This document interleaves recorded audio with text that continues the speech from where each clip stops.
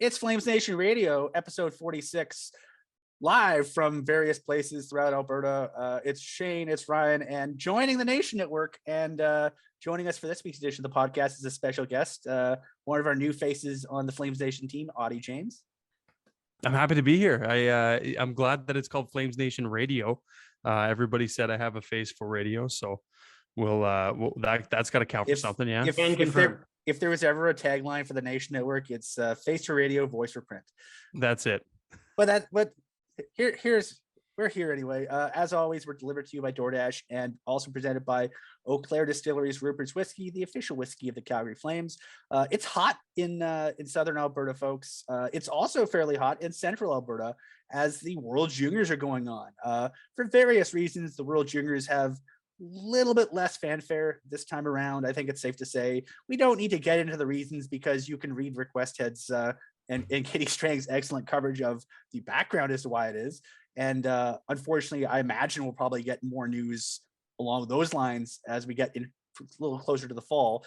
But a nice bright spot amongst the empty seats has been the presentation of young Matt Coronato, affectionately called Scorenato by the Flames Twitter, in just a fantastic bit of punmanship that you got to tip your collective caps to, because that's just good work. And the Flames Twitter in general is just damn fine work. But also damn fine work.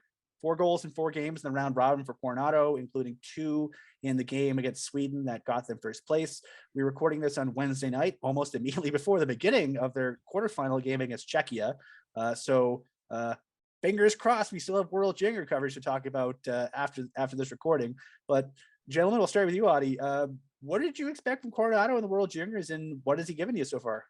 Well, I don't know if I expected this. I will preface with the prospects and everything is not really my forte. Like, you guys definitely trump me in that regard with following it and knowing, who to watch. Obviously, Coronato's the guy to watch if you're a Flames fan. But it's been impressive.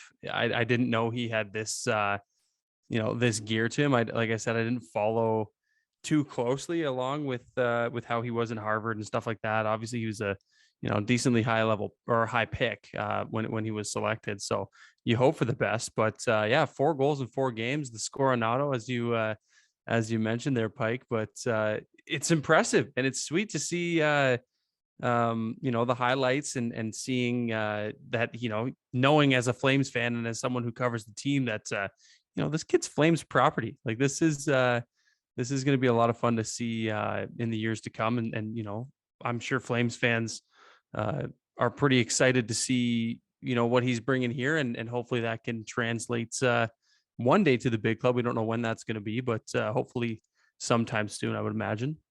It'll be March.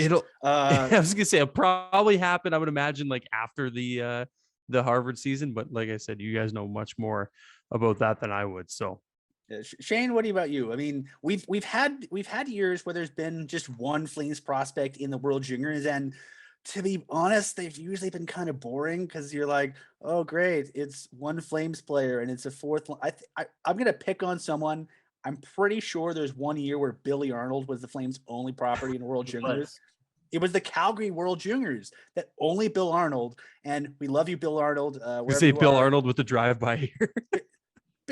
Poor Billy Arnold was like the only Flames prospect in the tournament, and he was fine. But I mean, Shane, are you happy that the one Flames prospect you get to watch that such a big tournament is better than fine? I'm glad he's living up to what I thought. Now, Thomas Bordeleau was a Sharks prospect, and he was going to always be the offensive driver for the American team. He's their number 1 center. He's their guy that they go to. Luke Hughes on the back end. Coronato was, in my opinion, one of their best pure scorers. And when I saw that he was playing on the second line with top 3 pick Logan Cooley and Leafs power forward extraordinaire Matthew Nyes, I was like, well, that's someone to make space, someone to pass on the puck. First play of this tournament, it's amazing pass from Coronato to Cooley, the exact opposite of what I expect. But being able to tune in and you can tune in right now and expect Coronato to do something each game, and that's just fun. Like you said, when it was just Bill Arnold, we'd tune in and you didn't know if Bill was going to do anything or anything. He wasn't like the highly touted guy. He was a 4th round pick by Calgary. This is a top 15 pick. Guy's got the great shot, got the speed, got the awareness. He deserves to be there. He's proven it. Player of the game, one game, I believe, as well. And like, he's still got, like, they should, emphasis on asterisk, because anything can happen in single game eliminations, should beat Czechia tonight and move on to the semis, which means we'll get 2 more games out of them as long as they win this one. And it's just a treat to be able to actually watch a Flames prospect and get excited about him. Last time it happened at the World Juniors, it was Pelche, who everyone kept saying was going to fall off. Hey, fourth line, 13th forward, stapled to the first line. I hear you, besmirching the name of Dustin Wolf, who was a World Junior backup twice and won a gold medalist, World Junior gold medalist. Yes, yeah, but I'm talking someone games. that played every game, Pike. Okay. I'm talking someone that played it. Hey, Dustin Wolf had a really important job making sure that everybody was hydrated and that tracking faceoffs and making sure the gate opening closed. I was gonna say, hell of a job opening the gate. How many, like how unlucky of him to be the same age as Spencer Knight. Like any other friggin' goaltender, and that guy leads the year all 3 years he's there. Nope, has to be the same one as Spencer Knight. And because of the height advantage, who gets the starts? Spencer Knight. Wolf was just as good in that tournament. Now, and honestly, that's part of it was Spencer Knight was in the U.S. National Development Program. Like he'd gone through the program before he went to BU. So, we don't want to say that USA Hockey is sort of skewed towards U.S. National Development and college prospects, but they are because they're familiar with those guys. They're in their system. Whereas Dustin Wolf came up through, I believe he was through the Anaheim Junior Ducks program in the LA area. Then he got drafted. And then went up to Everett to play up there. But yeah, he let's be honest, until Dustin Wolf did it, you weren't getting a lot of high-end goaltender prospects out of the Anaheim and LA area. But now there's one, and one's all you need. But yeah, I think it's kind of cool. It's kind of cool. World Junior semifinals, folks. Tickets are still available. Go to the website, check it out. The semifinals would go Friday and Saturday. Friday is the semifinals, so the medal games are on Saturday. Tickets are still available. I'm sure that it'll be a harder ticket to get with the medal round. So if you really want to see the medal games, whether that's Canada, the US, I believe the 3 teams that have qualified as a recording are Finland, Sweden, Canada, and Canada, and we're expecting the US to get past Czechia, but who knows? Again, single elimination. But if you want to see what's probably going to be some good semifinal games and at least one good medal game, usually there's one medal game that's not as good. It's always the bronze medal game. But usually you're going to get a few good games out of that. So if you go to the World Junior website, tickets available there. So good luck. And if you go there, have fun, be loud, and try not to get into any fights because it's Edmonton. Speaking of. We're also brought to you. We've had a nice sponsorship with the lovely people at Montana's. If you've been following our socials, you've seen some.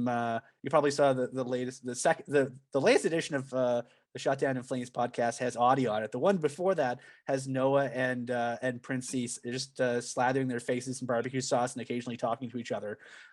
So we would be remiss if we didn't remind everyone that All You Can Eat Rib Fest runs through September 12th.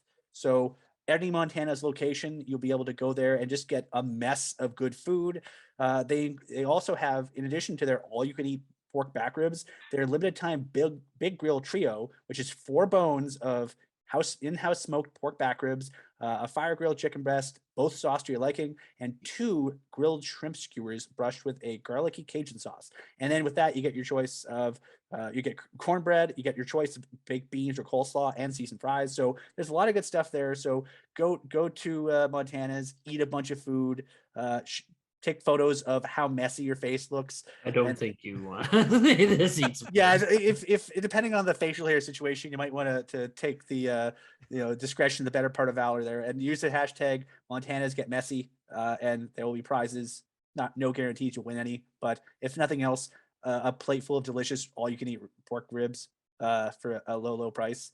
That's a reward in itself. And now that we've gotten the meaty parts of this out of the way, gentlemen, broadly speaking, we're going to get into the weeds here a bit. Are the Calgary Flames better than they were before this number started?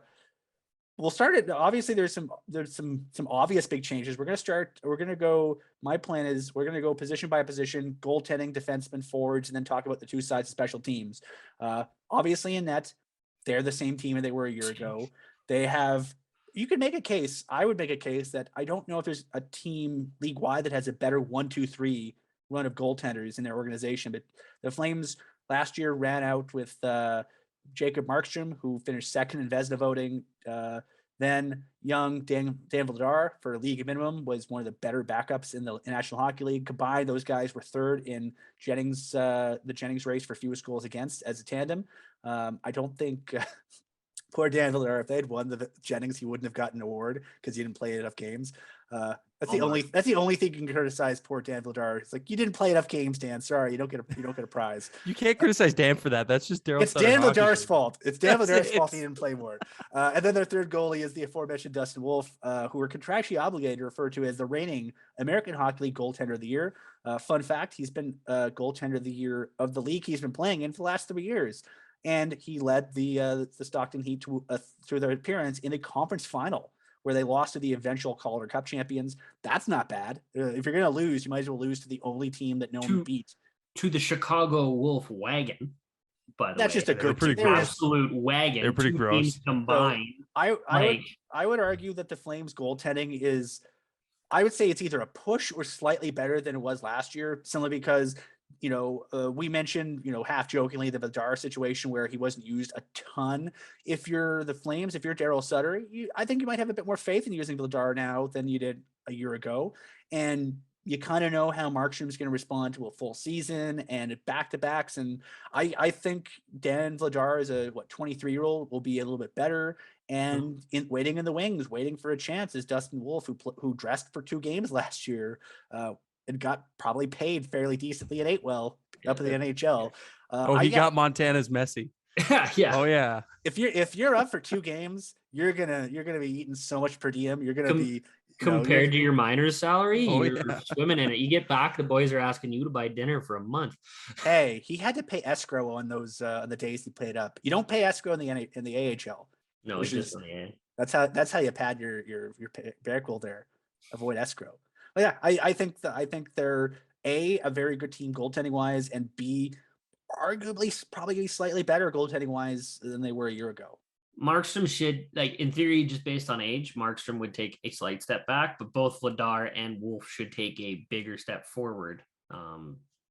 People tend to say goaltenders peak about 25. I think they actually peak a little earlier, but either way, the Flames have a reigning Vezina finalist in net, the top prospect goalie in the entire AHL, and another guy that's 24 years old at league min that put up solid work. I have nothing to complain about their goaltending. So, okay, I'm going to put both you guys in the spot. Does Dustin Wolf play NHL minutes at all in 22-23? Oh man, I want to say yes, but that's got to mean that I don't know if that means Markstrom's hurt and they bring him up, because what you're pointing there, Flash? What are you thinking? Markstrom's been hurt for extended periods of time both seasons he's played for Calgary so far. I wouldn't expect him to be out for bumps and bruises at some point this year. I just knock on wood, hope it doesn't happen. Yeah. To be fair, one of them was a brain injury. He got flat out concussed. That's not really on him. When he full out went and tackled JT Miller at the blue line. It was a little self-inflicted. That is little. I'm not gonna say poor me when you go out all the way to the blue line and try and chase a puck, but in theory, I think yeah. I mean, you most teams use 3 goalies in a year. Most teams do. Calgary got lucky and they didn't need to use Wolf last year. That's a rare occurrence. I'd say it's Wolf will play some games. Yeah. Okay. Let's move on to the blue line. The Calgary Flames, as we mentioned, had a very good defensive group last year. A very good defensive coach. Ryan Huska runs the blue line for the Flames. Their 6 primary defenders last year were Noah Hannafin, Rasmus Anderson, Oliver Shillington, Chris Tanev, Nikita Zadorov, and Eric Goodbranson. And their 7 was, for the most part, Michael Stone. They were running with 8 defensemen for part of the year with Yusuf Valimaki up until midseason. But for the most part, they rolled with that 7. Returning from last year's team is literally everybody except for Eric Goodbranson has gone on to make some sweet coin in Columbus. And good for him. He was good for the Flames. He got paid, and you can't disparage someone for following the money. The Flames have replaced with Mackenzie Weegar, which, all due respect to Eric Branson, I think is an upgrade. Sure. We don't know who the 7 is that good? Yeah, is that Is good? that a good thing? Is it going from a 6D to a 1D? Like, is that okay? We don't know who the 7's going to be. Shane and I keep thinking that Michael Stone's going to sign eventually, but It's inevitable. yeah, like right? Well, that's Brett Ritchie. maybe Oh, Brett Ritchie, maybe yeah. Stone signs. Nick Malosh could be up. I think Dennis Gilbert probably will start in the AHL, but they have Connor Mackey, Juuso Välimäki, Nick Malosh, maybe Stone signs. One So of the they, waiver guys. yeah, like they're gonna have somebody decent as a 7. Yeah, I think the nice thing is we had Robert Mundich do a piece earlier this week about the Flames defensive pairings and how they could line up. The Flames have a bunch of different options this year, I think, for how they use their blue line that they didn't have a year ago, and a lot of that is I mentioned the Flames having a better idea of what Dan Vladar is in goal. I would argue the same thing applies to Oliver Shillington, who's signed for 3 years now after being a bubble player for the better part of a half decade. 2 years? 2 years. I always mix him up. 2 years for young Shillington. But yeah, he's signed, and they have, I think, much more ideas of what they could do with him. You have Uyghur, who plays both sides. You have Shillington, who could play both sides. You have Zadorov, who play both sides at points. I think it's going to be a much more mix and match blue line, but I think it could make them a really tough team to play against, because you're taking a team that was already very good in goal and very good on the blue line, and you're basically upgrading the toys that Ryan Huska has to work with. Yeah, no, I can't dispute that. I mean, it's like you said, like the thing that fascinates me the most is the options, and I think that actually Pat was talking about it today when I was on the drive home there. Just like, him and Logan going back and forth and just saying, like, what, you could plug this guy here, plug this guy here, plug this guy here. And it goes back to what Robert wrote about there. What was it, a couple of days ago, I think you said. But yeah, it's like, I mean, it's definitely not a bad problem to have. Like, I'm just thinking in terms of let's just think about Tanev. Just for Tanev. For Tanev, you can put him with Uyghur, and then there's like the shutdown pair of death, where they're just two guys that can just shut you down, lean on you, and move the puck out of the zone. Or you could put Tanev with Shillington, who they were great together last year, and Tanev can be your stay behind, your defensive guy, and Shillington can go nuts with his movement. Or you can go back to what already worked in the past with Noah Hannafin, or you could put Zadorov with him. Like you could basically use 4 different guys with Tanev in 4 different situations. You could muck around with his usage. Like you could have him be heavy O-zone time with Zadorov, or you could have him be heavy D-zone time with Uyghur, or somewhere in the middle with Shillington or Hannafin. Like that's an embarrassment of riches, and that's assuming that they don't use any of the AHL guys at all. And we saw Connor Mackey up last year. Mackey was basically plunked with Tanev for a few games, because you could put Shane or I with Chris Tanev, and we'd look adequate. I mean, our skating would be garbage, but we'd look good. He'd tell us where to stand. Did you like the playoffs when he tore his labrum? He was telling Shillington where to be. It was big. That's one of the main reasons he was missed. Is he teaches the players while they play. He's like, hey, you should be here. But he does it mid-play. He doesn't do it on the bench. Like a lot of people go back to the bench. He goes, no, go there, and I'm going to stand here, and I got this guy. And then because they've been trained properly, they know what to do once they're set up, whether the puck cycles below the net, if it goes up across the top, they know who to cover, where to be, keep their coverage down. Personally, I think they're going to do a left-right split. It's hard because they have 3 of their top 4D are right-hand shots, which means one of them would be playing down in the lineup. Mm-hmm. But Nikita Zadorov struggles to get out of his own zone. I think he's great defending his own zone. He just struggles to get out. And having Tanev or Uyghur there with him would be fantastic. I don't think you split Hanaraz up. They just work together. Every time you try to split them up, one of the pairs doesn't seem to work out. Like Anderson with Gio was not doing that hot when Hannafin and Tanev were going off. You split that up, well, it kind of fixed themselves. Every time they go back together, they work. So that's a pair that I wouldn't touch, which means that's locked in as a top 4 pair. Then the minutes go down. And that's the problem. Do you give, and that's why I think Uyghur, Shillington, and Tanev Zadorov as a third pair It's great. And then you could give Tanev all of the shutdown minutes he needs, and he'd be more rested. At his age, he's the oldest guy on the blue line. He's 32, going into 33. And I think that's a good thing for him. So a lot of hard miles on that body too. yeah, I was Hard just thinking, miles. just thinking out loud, like I think one of the reasons why the Flames went with the top 4 they had and basically stuck with them all year. I think they were lucky that no one got hurt and they were able to do it. They had, Shillington with the safety blanket and Tanev, and you had Hanifin and Anderson together because they worked before you knew they'd work. And then you have, the shutdown guys in the third pair. But I think one of the reasons they did that is if you look at sort of how they use their special teams, I think the benefit they had was they used Zadorov and Shillington together as the bump up pair after power plays and penalty kills. And it worked because they could use Goodbranson and Tanev together, and then as the first unit PK, and then the second unit you're throwing out usually Hanifin and Anderson, and then you're coming off the PK. You can maintain the pairs and then sort of go back and sort of shuffle things up. So I think I'm really curious.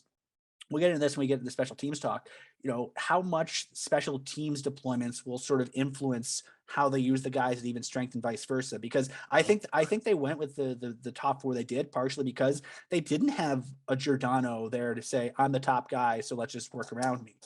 Whereas now that you have a Uyghur who seems to be, we'll see what happens when they play games with him, but he seems like on paper, he's their top dog. And so maybe the entirety of what they do from last year changes a bit because they want to maximize what they can get out of them.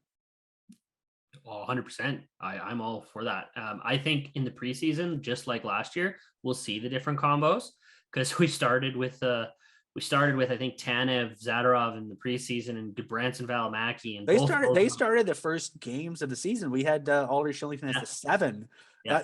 I remember vividly how weird that thing was. So, friends, I'm sure we all have long memories and can remember the sunny days of October 2021 when the Flames were coming out of a very aggressively mediocre bubble season before zero fans.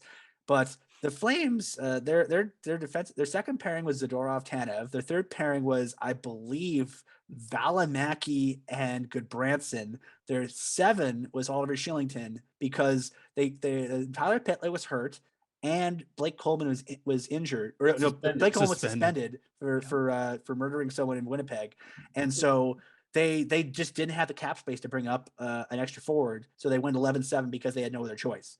Granted, they could have waived somebody, but they didn't want to waive anybody. So they went 11-7.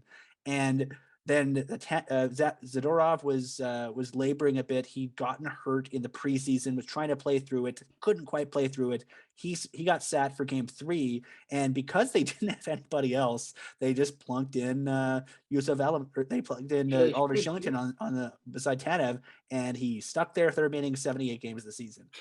So what a weird imagine if you got granted, there's been weirder things I remember David Moss got his NHL start because Jerome McGinley broke his hand in a fight and they didn't have any more right shots on the team, so they needed to bring him up for line balance. But Oliver Shillington, if he turns out to have any kind of career, you should send like a fruit basket to Zadorov because Zadorov doesn't get hurt and it might turn out completely differently. He might only play 40 games. Like his track record before that, his max games he played was 40. So he took a shot. I think we said it before on here. We said he didn't take Zad's job. He took Valimaki's job, right? Like he didn't take the spot from Zadorov, and he took it from Valimaki. And now they need to make a choice on him. That's the thing. If we're going to talk D pairs, they need to figure out what they're going to do with Valimaki. He's owed 1.55. His waivers are up. If he doesn't make the team, he's gonna get claimed. He's a high-end prospect. Those guys get claimed. I think it depends on his preseason. I don't, because Cale Clegg, anyone with a high pedigree defenseman that went anywhere high in the draft, they always get claimed at this age. Always. Reclamation project. Yeah. The only one. If you're the Flames, though, if he gets claimed, you get 425 of cap relief. Yeah, and you know what?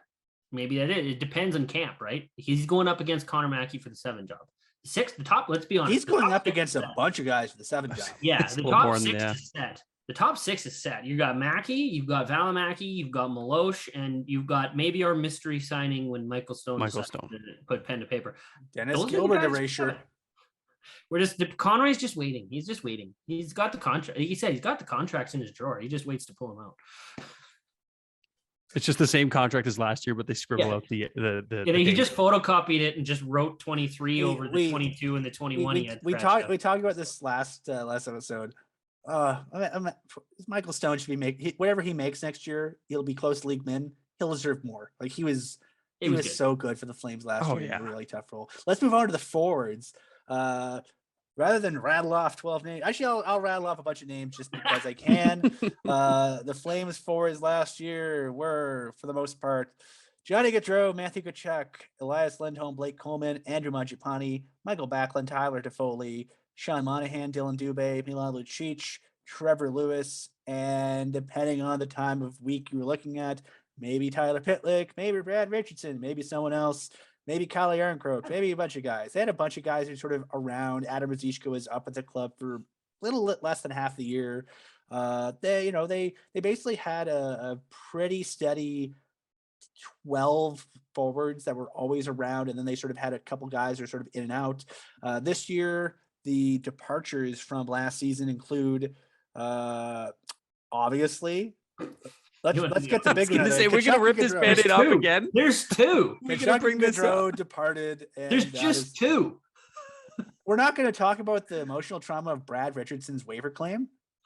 Because that happened before the end of the season. Yeah, season ended. We've already had time to get that. Only two forwards left, Mike. Only two. That's why they're never gonna try to sign someone from Ontario because they'll just leave on waivers. Yeah, exactly right. Vancouver will just take anyone they want. Yeah, if you look and the guys the Flames have added who are seem NHL, the two guys are almost definitely NHL roster bound are Kevin Rooney, who's going to be on the fourth line most likely, and someone named Jonathan Huberdeau, who's wearing number 10 and made $10.5 million starting in 2023. And he's pretty good. And the Flames lifestyle too. Let's get, before we get into the nitty gritty of it, let's, we talked briefly about brain injuries with poor Jacob Markstrom getting his head rattled by a collision a couple years ago. It's really cool that Jonathan Huberdeau, if you follow Alan Walsh's Twitter, it's always very interesting. He has a lot of strongly held opinions about the way the NHL manages the salary cap, the way about the commissioner, about marketing, about any number of things.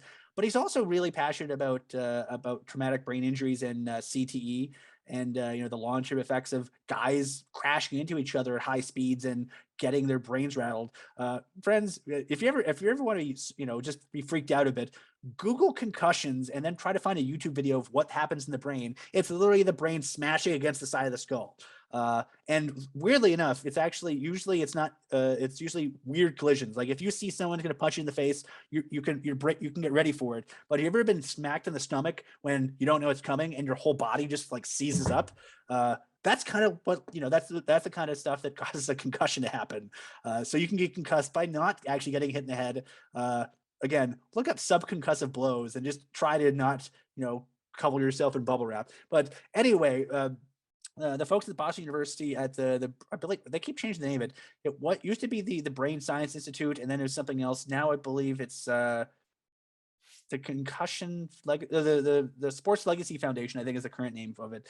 But in Canada, they're doing their Canadian branch is doing a big study on veterans and the long-term impacts of concussions and brain injuries on cognitive functions and stuff. So one of the things they do, unfortunately, is they have to look at people's brains after they've died and sort of image them and sort of get a sense of their history and how their brains are functioning when they died. And Jonathan Huberdeau is donating his brain to science. When he dies, they're the folks at the Sports Legacy Institute. I think it's Concussion Legacy Foundation in Canada, but yeah, he donated his brain to science, and that's really cool of him because you don't think, a lot of us don't think about things. Some folks think about organ donations. A lot of folks don't think about your brain because it's not like when you die, someone can just take your brain and use it. But Jonathan Huberdeau thought, yeah, let's put my brain to good use when I'm no longer using it, and that's pretty classy. That's classy that few people have. So I'm looking forward to seeing how Jonathan Huberdeau behaves on the ice, because off the ice, he seems like a super cool dude. He's been wearing his Flame stuff at ball hockey. He's wearing his Flame stuff basically anywhere that people are doing anything. He's wearing his sweet Flames jersey. So that's kind of cool. I love that stuff. I actually, after the Humboldt Broncos incident and the story of Logan Boulet, I actually immediately went and signed up as an organ donor myself. So like anytime anyone's all in for science and stuff like that, I love it. It's all to advance the future and keep our species safe going forward. So I love it. Yeah, good for you, Jonathan Huberdeau. And to plug, if anyone wants to sign up for organ donation, Google organ donation and your province, and I guarantee you, there's some organization that will help you sign up and You put your can do body. it at registries. Yeah, I think you can just sign the back of your health card. When you update your driver's license, they'll take care of it for you. So Yep. that's kind of fun. But yeah, I think jumping back onto the Flames trolley a bit, I think that for the Flames, I think it's gonna be a very interesting year for the forwards, because you have obviously Jonathan Huberdeau is taking the left side spot alongside Elias Lindholm, because why wouldn't he? Beyond that, I have no idea who the hell is going to play in the top 9. Do you move Mangiapane away from Backlund and Coleman? Tyler Toffoli was pretty good on the power play, and he was kind of ordinary at 5-on-5. Maybe it was just, maybe he was battling something. I don't know. But he didn't seem as good in the second half of his tenure here. Again, Robert did a breakdown of where he fits in the lineup for the site this week. I think Tyler Toffoli is a finisher. If you look at the stat line from last year, Jonathan Huberdeau was pretty good at finding guys the puck. He set the NHL's single season record for assists by a left winger. He did very well, and if you put him on the line with a finisher like Tyler Toffoli is, that could work pretty well. Lindholm is a finisher too. Lindholm has the better shot on the Lindholm in between the hash marks is like automatic. Yeah, it's money. It's absolute money. But do you so if you don't put Mangiapane up there, you basically have two pretty good offensive lines that can drive. Last year, Coleman and Backlund, the percentages absolutely killed them. They got their chances. They had both, I think, career low or close to career low personal shooting percentages. Mangiapane did not have that problem. He scored all kinds of goals. Might be in a career high for him. But presumably that might even out a bit. Maybe they get a little bit less from Mangiapane, but at even strength at least, and a little bit more from Backlund and Coleman.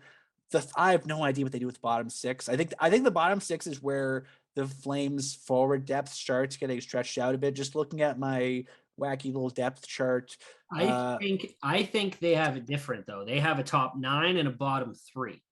They don't use it as a bottom 6. I think they're missing a body. The fourth line is different. No, they're either missing a body or there's a hole for an opportunity. Who's your fourth line? Lucic, Rooney, Lewis / if you need someone, I guess it'd be someone you call up. But Lucic, Lucic, Rooney, Lewis. Well, not Ruz. Well, Ruz is center, and they want to use him. I guess so. Yeah. Sutter even said that. In his and you can center, use. We only want him to use. I think Rooney and Lewis both they both can do center if you need them to, or they both can be a right wing if you need them to. Whatever. Ruzicka is a center. Does he make it? Does he not make it? I don't know. I just think the problem is if you're this will sound really mean, and I love you, Jacob Pelche, and I'm not saying this to be mean.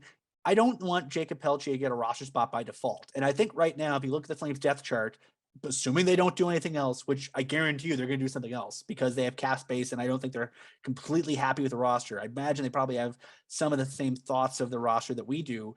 But if your third line is by default, Sean Monahan coming off his second hip surgery in as many years on the opposite hip, and Dylan Dubé coming off a year where Dylan Dubé's never really had a clearly defined role in the NHL. Sometimes it's a center because they need him to be a center. Sometimes he's a winger because that's what he usually plays, but he doesn't really, compared to, if you look at the other wingers ahead of him, Huberdeau and Mangiapane and Coleman and Toffoli all have had more clearly defined roles in the NHL, both on the Flames and elsewhere, than Dubé has.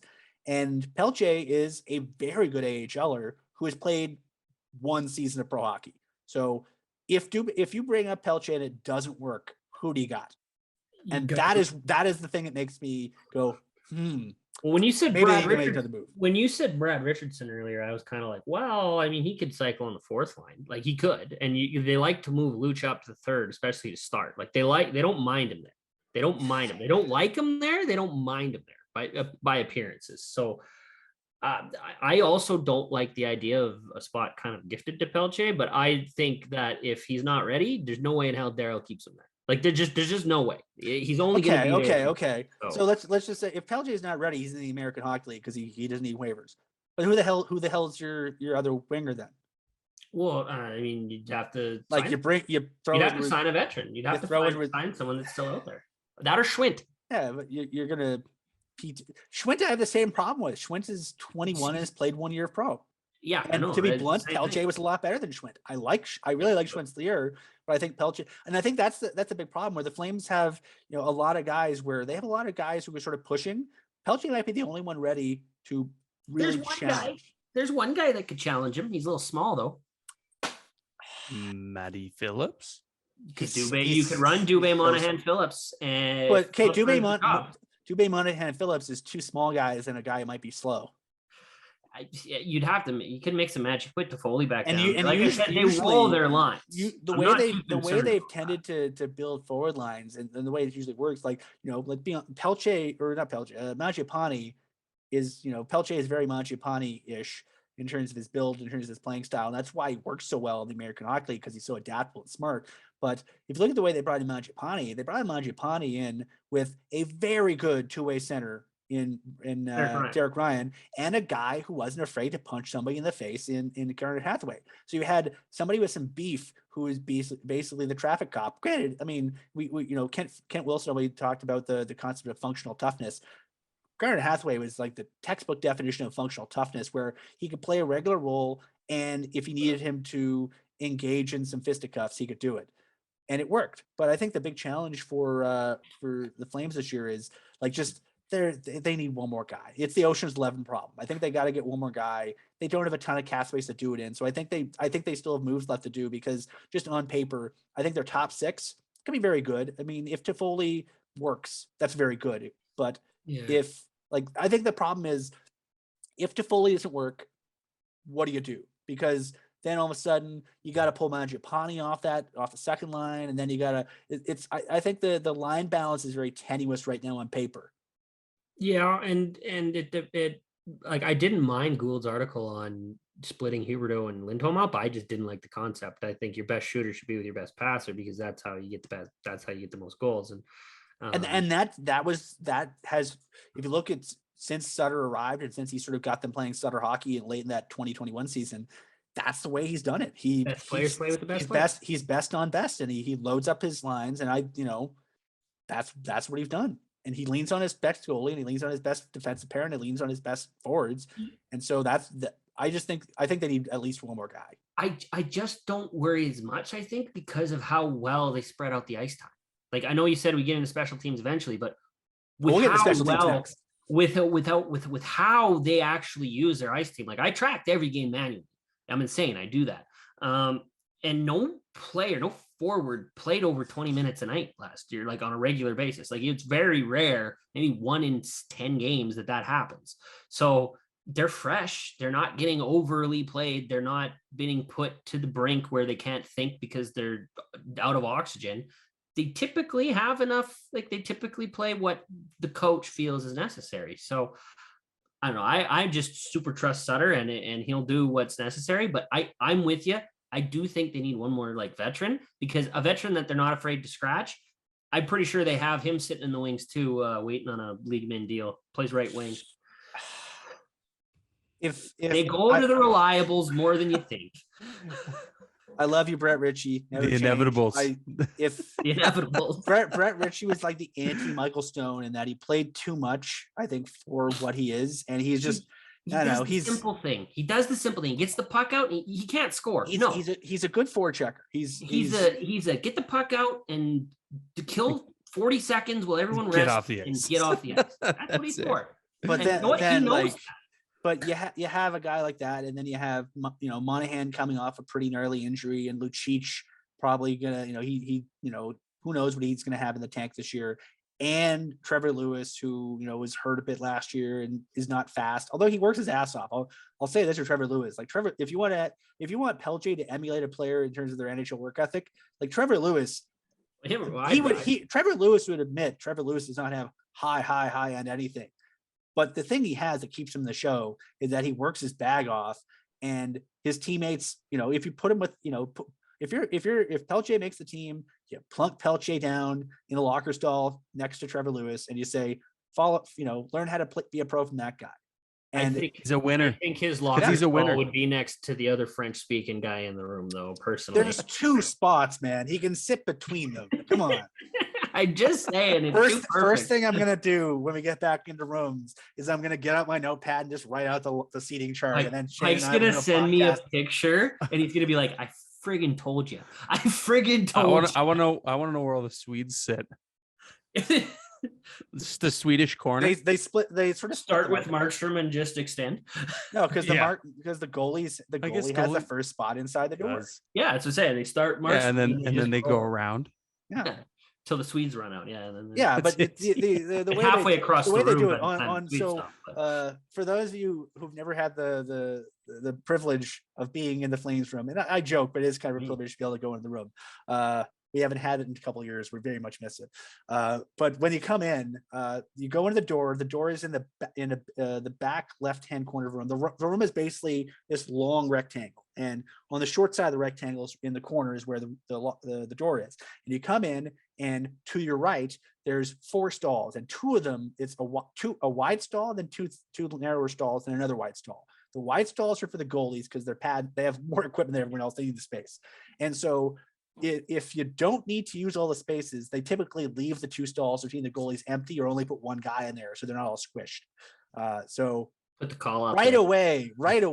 That's where Matty Phillips will sit.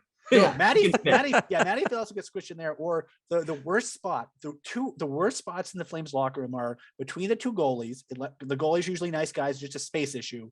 But the worst space is the locker room stall directly in front of the door. Like on the other side of the door. It swings open.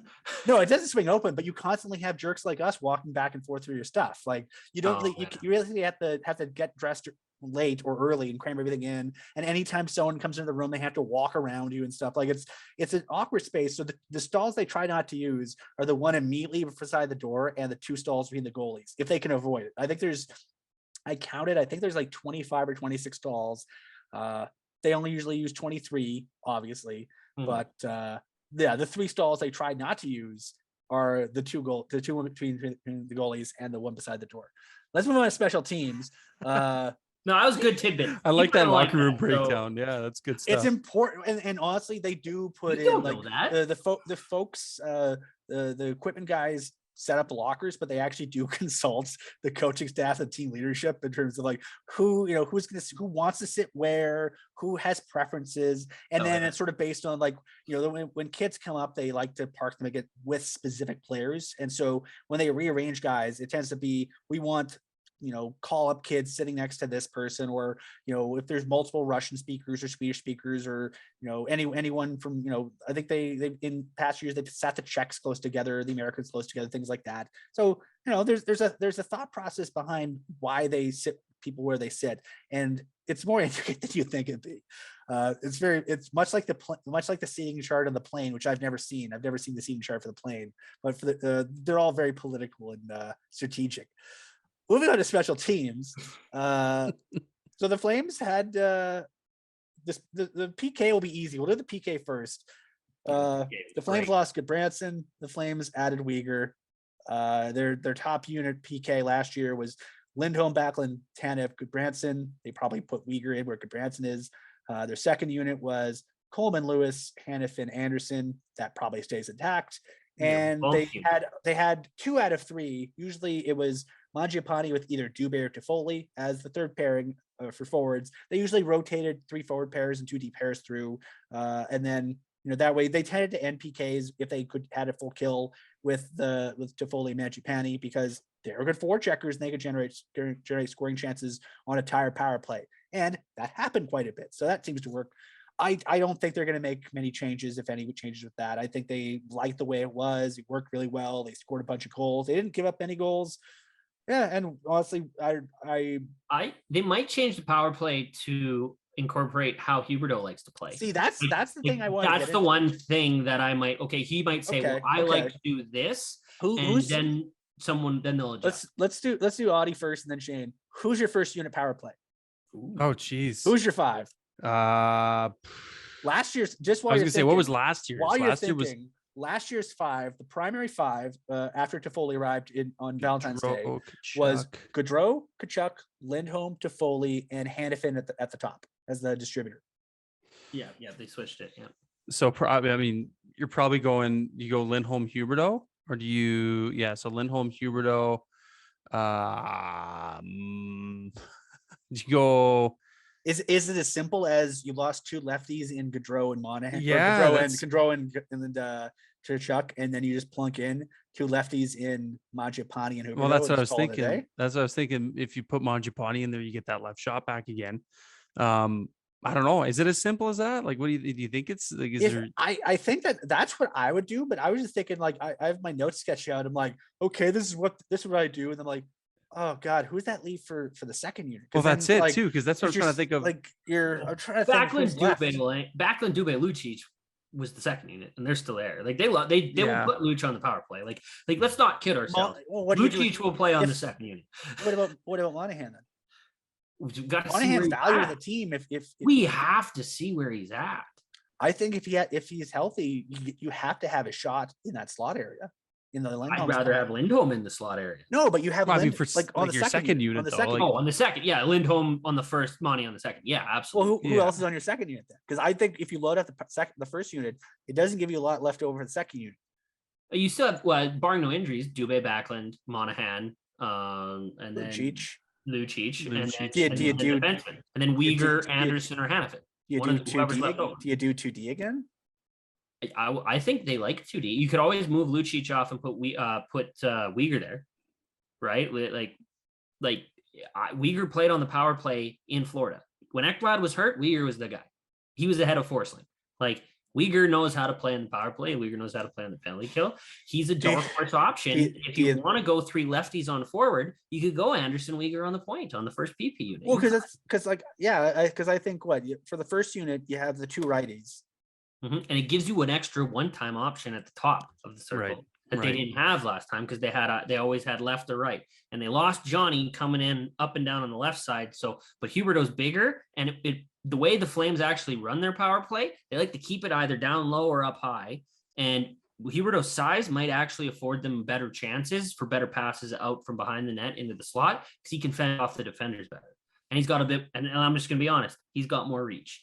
So Johnny was definitely a whiz better stick handling. No one in the league other than maybe Patty Kane stick handles like old Johnny Ohio, but Huberdeau has the size. So Johnny Ohio, and never gonna get over that. I love Johnny. I have no animosity towards Johnny, but he's forever now to me Johnny Ohio. So I love him. I have his jerseys. It's just a personal thing. Yeah, I don't know. Auddie, what you're Kirk Muller, you take him out for a beer and he's like, Auddie, I'll do whatever the hell you tell me to do with the PP. I don't know. I like what Shane's options there for going back to 2 right shots. I don't know. I mean, it's tricky because it's like you want to keep them balanced if you can, but you can't really do that when you lose 2 guys who beat it to death over 100 point players and guys that were at least if pretty big. If you load up Uyghur Anderson, it gives you the bump up option of having like Shillington and Tanev as your pair, and then whoever the hell you want to put for forwards. I forgot about Shillington. Right, yeah, like Shillington, I feel like would be probably like one of your better options for a defenseman if you're going to go 2D, because he kind of play like he can play like a forward almost. He has the mobility and has the puck distribution. Yeah, and he has that makes it like almost. You can make an argument that Shillington is one of the guys that, in terms of his ability to sort of at his best use his speed and his swagger, he's one of the better Flames at times at making a difference. Oh, for sure, yeah, and that's like I said, it just almost makes too much sense to at least option it and give it a whirl. See, the numbers state. And it's been for 2 years, and this is anyone I test people. I watch every game. You can take a hike. Noah Hannafin is, in my personal opinion, the best option for the first unit, because he will not take a slap shot into teletraffic, to have it go off a shin pad and waste a possession opportunity. He is Noah Hannafin, a pure distributor. He looks for the lanes. His head is always up. He is my personal best option. I will gladly say this, hate the slap shot from the point on the power play. It doesn't work, as the percentage is low. It is terrible. It's the old school way of doing things. We have the numbers, we have the technology, and all of it says it's stupid. Get closer to the net, get higher percentage opportunities, especially when you're down a man, and capitalize when you have the chance. Point shots are stupid. I'm sorry. I'm not. Point shots are stupid unless you have a bomb. I still don't like it. I just it's you're too far out. Goalies are too skilled, and if you have tons of traffic, I'd rather take a nice, well-placed wrist shot and hope there's at least a rebound. If you look at how Sutter and Muller tended to use the PP last year, the first unit was the hold on to the puck, weave it around over the ice, get them tired, get them out of position, and then go for a high percentage chance. The second unit was more, I think the term that Kirk used was shooter's mentality. The idea being like the idea is you're going to have your most skilled guys in your first unit, and so are you going to outskill the PK on the second unit? If you're a super deep team, maybe. But worst case, like by the time the second unit gets out there, that first unit's tired. They've been running around. They've been trying to block passes and stuff. So maybe strategically it makes sense to have more of your shooters on that one, because maybe you get a Monahan from the slot. Maybe you get, Anderson's bomb from the off wing, or Uyghur from the top of the zone or something. Like a lot of weird stuff could happen. But I think the special teams, specifically the power play, I think the power play and how the Flames decide to use their forwards will be the things to watch, I think, during training camp, because like I don't have a lot of confidence in my ability to predict right now how the forward lines are going to look and how the special teams units and the power play are going to look. On D, they could take names out of a hat, and I think they'd all be fine. Like they could mix and match. And the PK, I think they have enough guys who are good at it that are still here that they can, like maybe Kevin Rooney gets into the rotation at some point too. But I think they have enough guys who have that kind of mindset, and they have a good enough scheme on their PK that I think they'd be fine. But again, this is we'll get into this will be a recurring theme during the season on the site, on all the content we do across platforms, where the goal's going to come from. They're gonna be able to keep goals out of the net. They did it last year, and they're arguably better on D and in net than they were a year ago. But where the goal is going to come from to win those 2-1, 3-1, 4-2 games, I don't know. One guy specifically is ready to step up and score more goals. Dylan Dubé. I was going to say Dubé, yeah. It's time. It's time. He went on that streak late in the year. Was it 7-7? Yeah. I think it was 7-7 late in the year. Was it April? Yeah, it could have been March, April. April. I think it started in March. But he went 7-7. Showed that he could score. He showed he could play in the system. He just got scratched like for 3 games before that. It's time. You're there. You're getting the bridge deal. You want to make a name for yourself. You want to get paid decent wage. You gotta start putting the puck in the net regularly. That's on him. That's on him. So, well, I think they're gonna have to replace the Tkachuk impact by committee, I would imagine too. And I would imagine that it's a pretty good opportunity for him to kind of step up and show what he's got. So the Flames still have a pest. No one ever talks about it, but there's one guy that does not care how big you are. He will punch you in the face. And he wears 88. 88, baby. Mandrew. He don't care. My beekeeper. What'd you call him? Yeah, your beekeeper, baby. That's right. Yeah, he's the beekeeper. Beekeeper, yeah, that's right. Could I forget? He's the bees that chased Neil Yakupov around the ice. That's right. I don't think we're gonna find a better place to close out than that. Also, this will make no difference to anyone, but it'll be funny to us when we listen to this tomorrow. USA up 1-0. Coronato with a primary assist on the goal by Logan Cooley. There we go. Yeah, our boy. Coronato is able to score through other people now, so he's all powerful. Good for him. That's what they teach you at Harvard, how to make other people people with score good goals. players, and he's playing excellent. So that's bodes very well. Well, that'll do it for us. FlamesNation Radio is, as always, delivered to you by DoorDash and brought to you by Eau Claire Distilleries, Rupert's Whiskey, the official whiskey of the Calgary Flames. We hope everyone has a fantastic week. We'll be back here in another week to have more discussion about the minutia of the Calgary Flames lineup. Maybe we'll talk about the Wranglers. Who knows?